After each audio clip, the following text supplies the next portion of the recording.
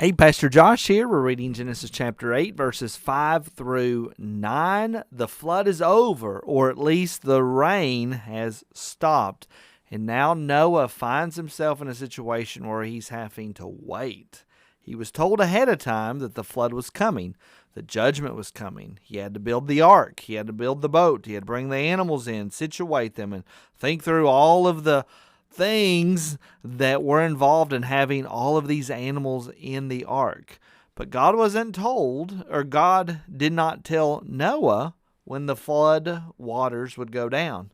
So now we see Noah getting a bit impatient, wanting to find out, when is this going to end? And I think we will find some help for ourselves in those times where we're waiting for God to bring his work to completion. So let's jump in here. Verse 5, "And the waters continued to abate until the 10th month.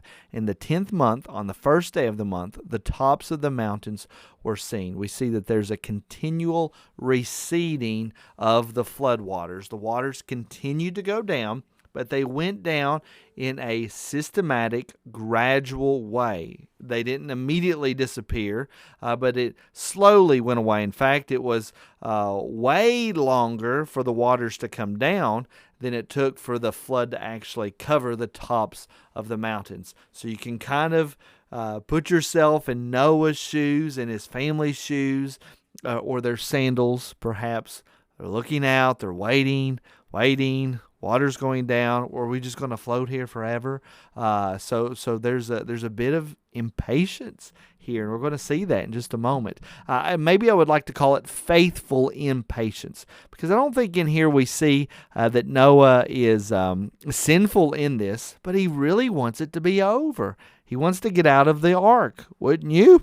Verse 6, "At the end of 40 days, Noah opened the window of the ark that he had made."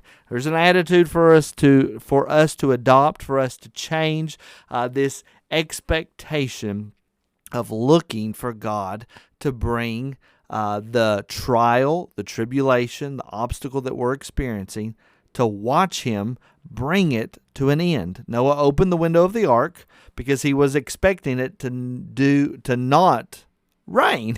Why would he open the window? And if you look at the translation of this, it would be a skylight. It would be something that was up in the top. If you remember, when Noah built his ark, there was kind of an opening. There was a window that was then covered by the roof. They didn't have glass back then, so we're not talking glass windows. But he then opened this so that he could see out a little bit more, so that animals could, or so that birds anyway, could go out. And so he was anticipating, we can open this window now because it's not going to rain anymore. God has judged, and now it's time for the waters to go down.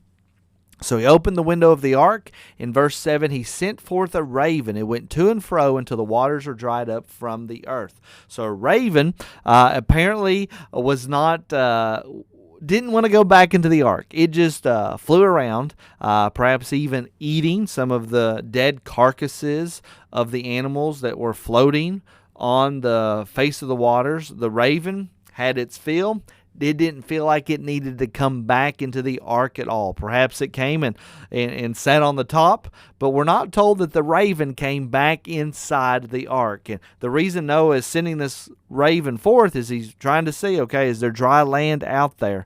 But he does not come back into the ark.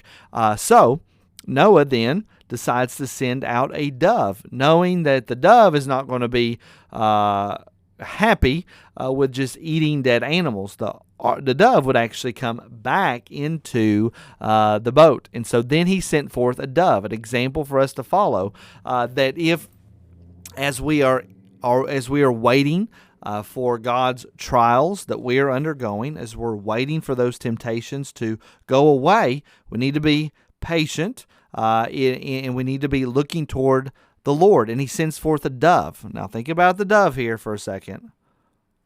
Who do you think about when you think about the dove? Probably think about the Holy Spirit, right? Because when Jesus was baptized at the Jordan River, we're told that John the Baptist baptized Jesus. He came up, and then what descended from heaven?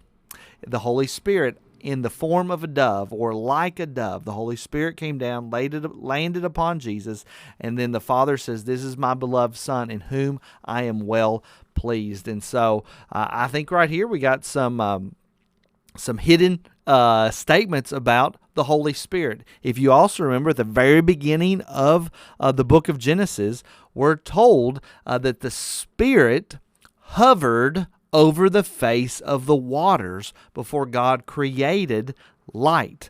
In the beginning, God created the heavens and the earth, and the Spirit of God hovered over the face of the waters. And right here, we're going to see a dove that we find out later is going to be, the Holy Spirit is going to be depicted as a dove in the New Testament. Right here, we see the Holy Spirit, right, floating around, flying around the face of the waters again, a new creation that is happening. And so Noah then sends forth a dove. And so for you and me, when we are trying to make a decision, is particularly when we're in these ark-type places, when we're waiting for trials to pass, temptations and obstacles to go away, we need to be seeking the Lord and seeking the power of the Holy Spirit. It's only the Holy Spirit that's going to give us any knowledge. Did the raven give Noah any knowledge at all? No, he just flew around eating the dead animals and dead people even that were floating on the tops of the water. But here we see the dove, and Noah actually gets knowledge from the dove. So let's see what happens. Verse 9, but the dove found no place to set her foot. She's not happy with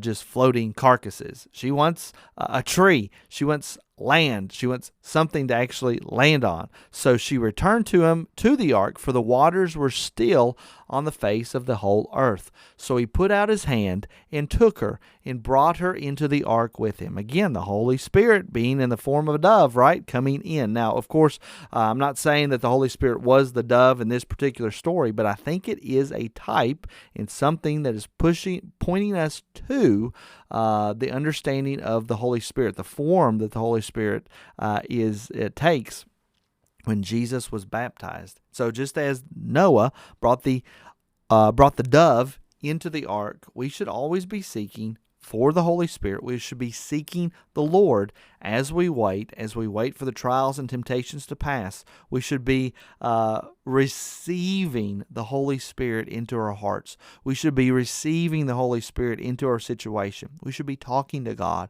We should be listening to His Word. We should be quietly seeking after Him, because that is the only place, that's the only way you're going to get through. You're going to get the patience that you need to get through your trial and tribulations. Well, what are we told? The fruits of the Spirit are what? The fruit of the Spirit is love, joy, peace, patience.